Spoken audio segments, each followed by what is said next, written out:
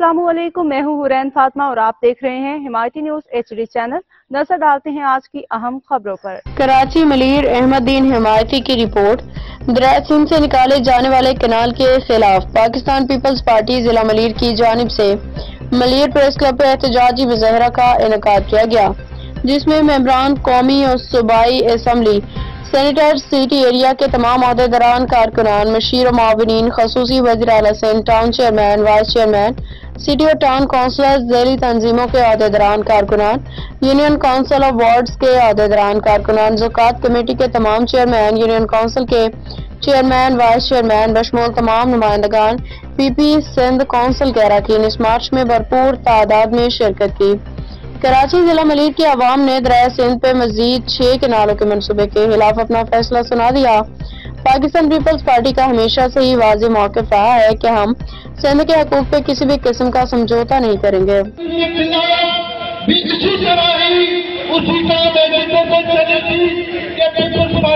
नहीं कर रही है तो शहीद मोहतरमा बेनज़ीर भुट्टो ने कभी शहीद को कालाबाग डैम के खिलाफ एहतजाज किया, रोड और साबित किया कि पाकिस्तान पीपल्स पार्टी वफाई का सौदा नहीं करेगी, सिंध के वफाई का सौदा नहीं करेगी।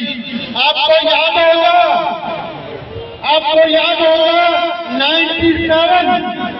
97 में जब पाकिस्तान पीपल्स पार्टी ने असेंबली के अंदर कालाबाग डैम के खिलाफ रेजोल्यूशन पास की, तो